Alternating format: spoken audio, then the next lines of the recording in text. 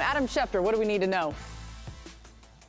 Laura, this is a trade that essentially had been agreed to for weeks. The only question was how to divvy up the money. And in the end, the Broncos and Jets are splitting the $5.5 million due to Zach Wilson this year. The two teams flopped draft picks in the 6th and 7th round. The compensation was agreed to weeks ago. The question was the money, and today the two sides figured out the money, sending Zach Wilson to the Denver Broncos. Now the Broncos essentially have a little bit more flexibility in the draft. They have a quarterback added to their room to go along with Jarrett Stidham, with Ben DiNucci, and now they go into the draft, and we'll see whether or not they feel like they have to get a quarterback and how high they would have to get one. But today they've landed the former number 2 overall pick, Zach Wilson from the New York Jets, in a draft pick flop. That has a nice ring to it there. Adam, I'm glad you're with us this entire show. Happy draft week, everybody. Dan Orlovsky, Mina, Mel Kiper Jr. as well. Dan, we'll start with you. What do you make of this move for Denver and their quarterback plans for this week specifically? I don't think it affects it at all. If Denver was in the quarterback market in the draft, and we thought they were as of this morning or a couple weeks ago, they certainly still are. Zach Wilson and the acquisition of him does absolutely nothing. Now it gives Zach a new start. He needed to get out of New York, and it's a good place, obviously, with Sean Payton, one of the better quarterback coaching offensive minds we have in the NFL. But if I'm the Denver Broncos and I had entertained potentially trying to get up and drafting a player like a Bo Nix, this changes that not one bit.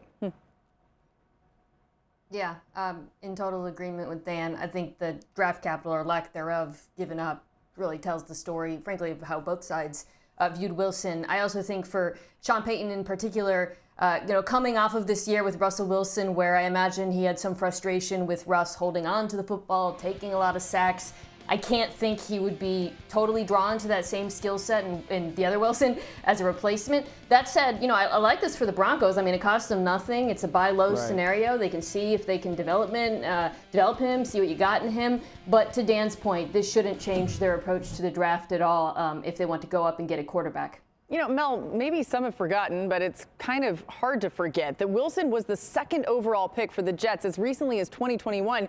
You evaluated him. We all did. Are you surprised about how this has played out?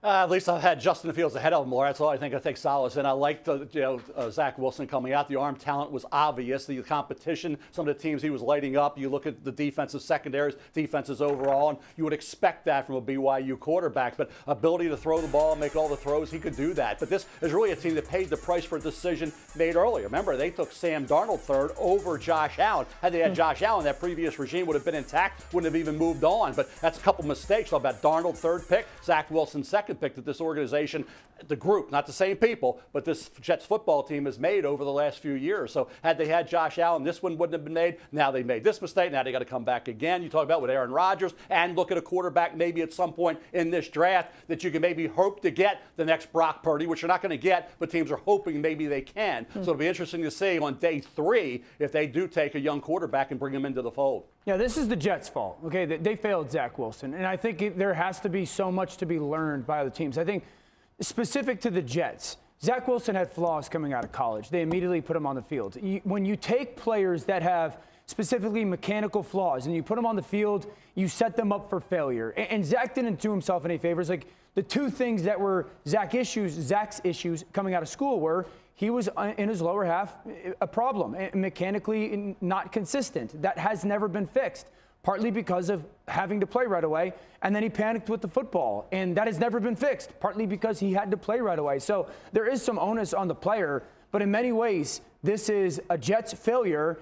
And I hope that we as an NFL group and organization start to pay attention to this, that if you just take these young players and they don't have these unique skill sets and they have flaws that they don't get the chance to figure out, they are going to fail at that position.